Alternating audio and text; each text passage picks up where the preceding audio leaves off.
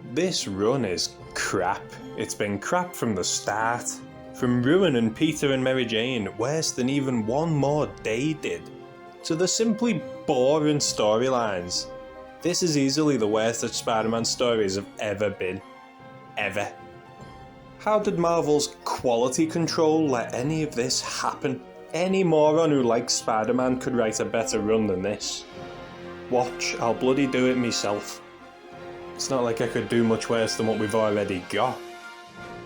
There's zero chance of salvaging the Zeb Wells story, so we've got no choice but to ignore all of it and begin where the book last had a chance of being worthwhile, which would be the end of Nick Spencer's run.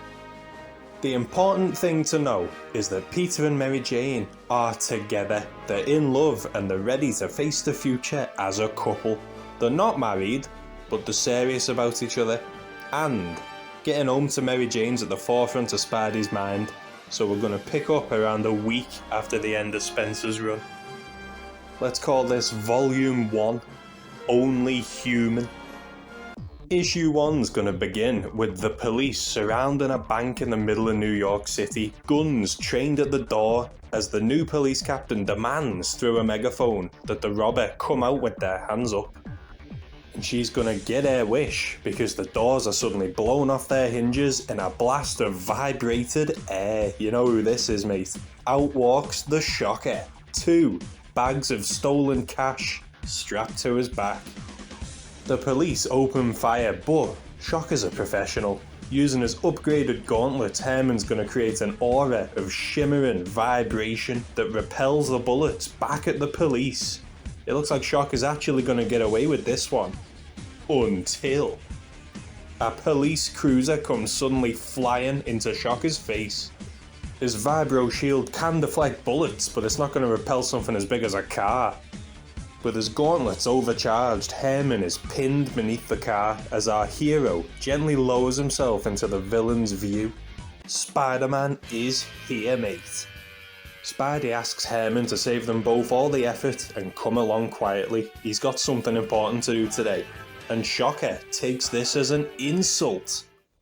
He's heard all about Spider-Man's upgraded enemies over the last few years. Interdimensional vampires, spider octopus, carnage goblin, and centipede demons.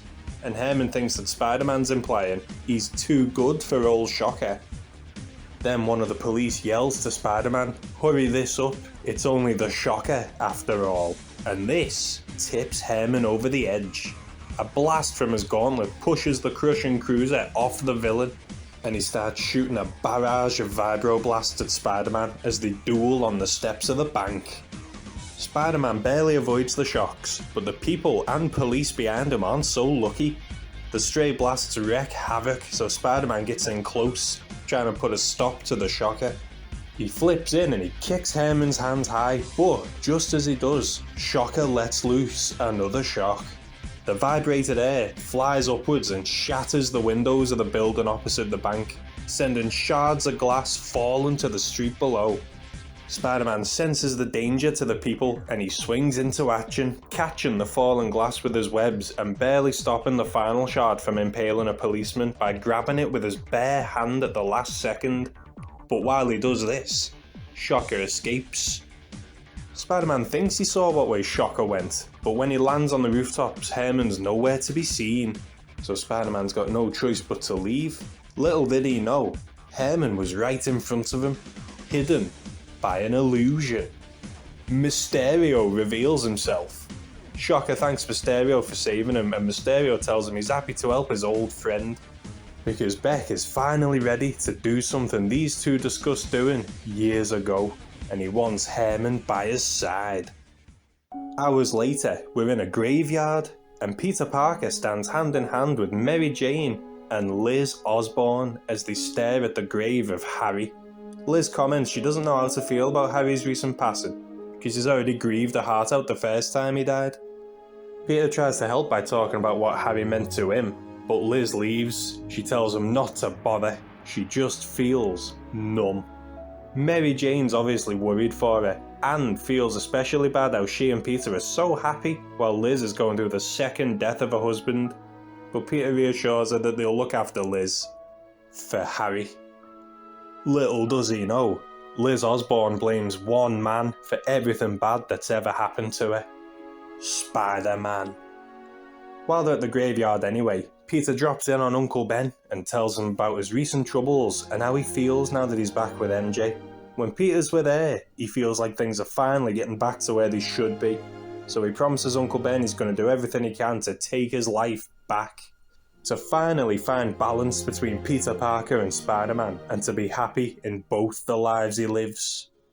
In the Shocker's secret underground lair, which Mysterio comments smells rather damp, the duo begin their new criminal venture, but you can't make a crew out of only 2 men, so the first step in Mysterio's plot is recruitment. And he's got just the villain in mind. Ward rounds at the Ravencroft Institute for the criminally insane go even worse than usual when the power suddenly goes out. The electric locks keeping the inmates inside fail miserably as the mad men and women overpower the guards. One doctor makes it to the alarms and a very special distress signal is sent out. A tiny spider tracer given to Dr. Ashley Kafka years before when Spider-Man delivered her the chameleon. He told her to buzz him if there was ever real trouble, and that day has come. Issue 2 is going to open with a flashback to the day before where Mary Jane is having coffee with a friend from work, and though he's in disguise, through the dialogue we find out her friend is none other than Quentin Beck. After these two made that movie together, they've stayed in touch, with Mary Jane secretly hoping she can convince Beck to give up his life of crime and stop being a thorn in Spidey's side. She talks about how things are going now she's back with Peter, and how it's nice to have a partner she can rely on. That when she's with Peter, she feels like anything's possible. Little does she know, thanks to Kindred, Beck knows exactly who Peter really is. But he hesitates to make a move against Spider-Man due to his new friendship with Mary Jane.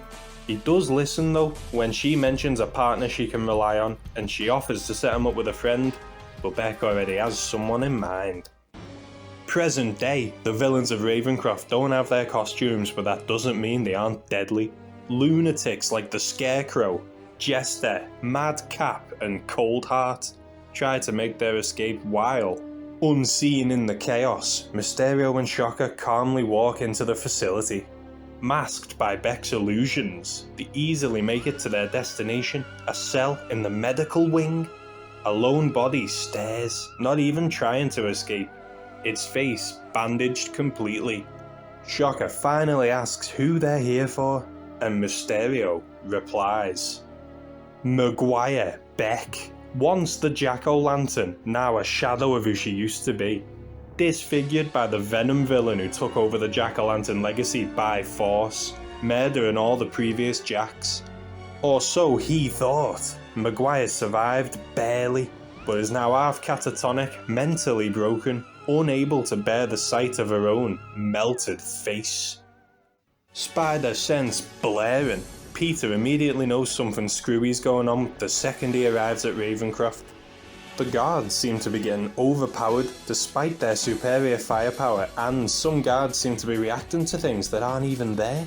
Spider-Man webs the gate shut and leaps in, saving guards and ensnaring inmates. He easily handles Jester and Coldheart, but then one of the walls comes crashing down, and there stands Ravencroft's deadliest inmate, Mr. Hyde. As the real fight starts, one of the guards radios for backup for Spider-Man, but the other guards are too busy dealing with Mr. Hyde. All across the grounds, from the basement to the boiler room, swear they've all got Hyde breathing down their necks, all at the same time. But Spider-Man's already fighting Hyde, isn't he? Maguire hasn't moved from her bed, and she doesn't react at all when Mysterio and Shocker uncloak themselves.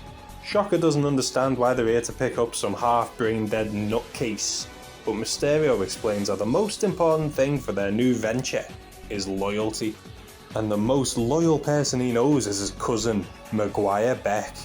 And to snap her out of a funk, he's brought a gift. A mask perfectly replicating her old face, compliments of the chameleon. Spider-Man rips into Hyde both physically and verbally, telling him he was only cool when he hung out with the Cobra. while Shocker, Mysterio and Maguire all escape undetected. Almost undetected, because when they return to Mysterio's hidden aircraft in the woods, one inmate is already trying to hijack it. Maguire screams, "It's Jack-O-Lantern!" Issue 3, and in Maguire's eyes, Jack-O-Lantern, the man who tried to kill her, has returned. Only, to the Shocker, it's the Scourge of the Underworld who sits in Mysterio's pilot seat. Mysterio for once reveals the truth when he calls out Ebenezer Laughton, alias the Scarecrow. His fear-inducing pheromones didn't affect Quentin thanks to the filters in his fishbowl. Scarecrow pulls out a shiv and demands the trio take him to freedom, but Mysterio doesn't appreciate threats. Spidey and Hyde continue their showdown, smashing through the facility, ending up in the boiler room as the super strong Hyde tries to use the guards as hostages, but Spider-Man's too quick, and he easily gets them all to safety. This is when those mysterious extra Hydes appear. 6 Mr. Hydes all rush at Spidey, with Peter lamenting how lame the joke would be if Jackal had teamed up with Hyde. Mysterio takes on the Scarecrow using his years of experience in stage combat, disarming Ebenezer and setting him on fire with pyrotechnics. Meanwhile, Spidey gets overwhelmed by the horde of Hyde. A full fire blast from Beck sends Scarecrow flying back over the walls of the facility, knocking him out cold, and as soon as Scarecrow goes down, the extra Hydes vanish. Scarecrow's pheromones were causing the mass hallucination thanks to the guards' fear of Hyde, and when the guards told Spider-Man about them, that brought Spidey into the delusion through suggestion, and now Ebenezer was taken down, things got a lot more manageable. The asylum is retaken, the inmates are locked back up, but the staff need time to do a head count, so Spider-Man leaves without yet learning of Maguire's escape. He's got somewhere else to be anyway. 2 hours later, Peter and Mary Jane are in the lift going up to the top floor of Alchemax, the company owned by Liz Osborn, and they're both wondering what big favour Liz wanted to ask of them that she couldn't speak about on the phone. Peter assumes it'll be about the kids now that the dad's dead again, because they are Normie's godparents after all, but Mary Jane's got a bad feeling. The doors open up to Liz's spacious office, where the woman herself is sitting patiently. MJ and Peter ask her what's wrong, but instead of answering with words, she opens a desk drawer and places something sinister on the table. The mask of the Green Goblin. Mary Jane recoils, but Peter just tenses up. Liz notices their reactions and calmly explains she knows the evil this mask means to them too. Then she explains that all the pain and hatred they feel towards the Goblin is the exact same way she feels against another mask, and that's why Liz has summoned them here today. Liz wants Peter and Mary Jane's help in assassinating Spider-Man. Issue 4, and Peter can't believe what he's hearing. Liz knew he'd be a hard sell. She knows all about the weird working relationship between Peter and Spider-Man, from the photography book Webs to the Parker Industries bodyguard stuff. But she hopes he'll realise how much Spider-Man's ruined their life. From sending her brother Mark to prison, to driving her husband mad. In her eyes, Spider-Man's ruined every aspect of her life, and she tells the two that if they don't help her kill Spider-Man, they might as well be killing her instead, because when she puts her plan into action, either Spider-Man dies, or she does. Cut to Peter's apartment, and he and Mary Jane are clueless as to what to do. Liz was being serious, but obviously they can't help her murder Spider-Man. Eventually they settle on 2 different courses of action. Plan A, have Liz's brother Mark, the Molten Man, talk her down. And if that doesn't work, Plan B, tell Liz that Peter is Spider-Man. Molten Man hasn't really been seen for some time, but MJ recalls Liz telling her he still drinks at the bar with no name because he likes their microbrew. So Peter leaves his mask behind and goes to the bar in his civilian identity. Getting in's easy enough because Peter tells the doorman he's there to have a drink in memory of Boomerang, his recently killed friend who used to bring him to the bar for trivia night. The doormen remember Fred, and so they let Peter in, and immediately his spider sense goes off in all directions.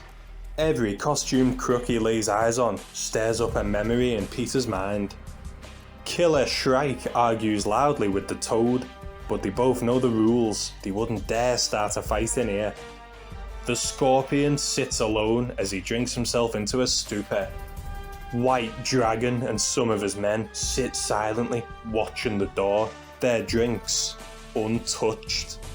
But Pete doesn't see the Molten Man. Setting up in a booth of his own, Peter gets a lemonade and waits. Half an hour passes before a familiar face enters the bar. It's not who Peter's here for, but it's still of definite interest. Herman Schultz, the Shocker. Shocker somehow escaped Spidey last time, but now fate's dropped him right into his lap.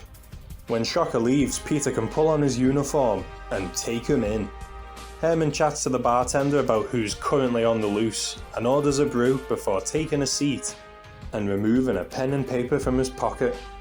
Shocker nearly catches Peter staring as he seems to take note of every criminal in the bar, and just as he gets up to leave, the door opens up and in walks the golden glowing Molten Man. Peter's got a choice now. Tail Herman or speak to Mark, and we know he's going to choose the well-being of Liz over taking down Shocker, so begrudgingly, Peter sits tight, letting the Shocker once again escape. Mark gets a beer and cringes as he sees Peter calling his name and waving him down. In a repeat of his high school days, Peter sits alone. Molten Man drinks his beer and Peter sees his opportunity when Mark goes to the toilet. Much to Molten Man's dismay, Peter literally follows him into the bathroom. Molten Man's ready to start a fight with Peter over this weird behaviour, but he calms down when Peter explains he needs Mark's help talking about Liz. That's all he can explain though, because then the bathroom doors open once again, and in walks the White Dragon and his Dragon Lord gang. Dragon wants the fire of Molten Man to join the Dragon Lords, but Mark refuses. He's gone straight, he tells them. But the White Dragon does not take no for an answer. In the bathroom of the bar with no name, Molten Man battles the White Dragon's goons, with Peter caught in the middle. Thanks to clumsy looking combat and making knockouts seem like accidents, Peter manages to help Mark without compromising his secret identity, but the dragon himself escapes. Thankful for Peter's help, Mark decides to hear out his plea. Underground in the Shocker's secret lair, Herman returns to Quentin and Maguire and hands Mysterio his list. Maguire's new face fits like a glove. Her confidence is restored and she dons a costume, taking back the name Jack-O-Lantern. Mysterio talks Shocker up to Maguire, but she doesn't see anything special in Herman, so Mysterio reveals that's exactly what's special about him. No superpowers, yet he constantly battles Spiderman to a standstill. A life of crime, yet he can match Iron Man in technological know-how. The Shocker, Mysterio and Maguire are all mortals who stand up to the superpowered gods of the world, men who fight monsters, and they're not the only ones. Mr. Fear, the Gladiator, Spy Master, Batroc, Flag Smasher, Craven the Hunter, the Masked, Marauder. There's tons of non-powered people sticking it to the Avengers, refusing to hand New York over to the freaks, and Mysterio wants to unite all of them into one team. Volume 1 is pure setup if you didn't notice, but every scene is important for something coming later. My problem so far is thinking up Peter Parker stuff. I spent my entire childhood envisioning Spider-Man kicking ass, so that bit's coming easy. It's the slow personal life stuff I'm crap at. Long form wise, the slow consolidation of power for Beck and Schultz will be a constant threat for New York, even if it takes a bit of a backseat when some big threat villain shows up. The looming danger of this huge gang of human villains is going to be omnipresent. I don't care if you think this was crap, I'm doing more of these because I had fun doing it. Next volume, Fear and Loathing in New York. Mysterio and Shocker go recruiting, Spidey and Daredevil team up, and Liz begins her plot to assassinate Spider-Man. Until next time, true believers.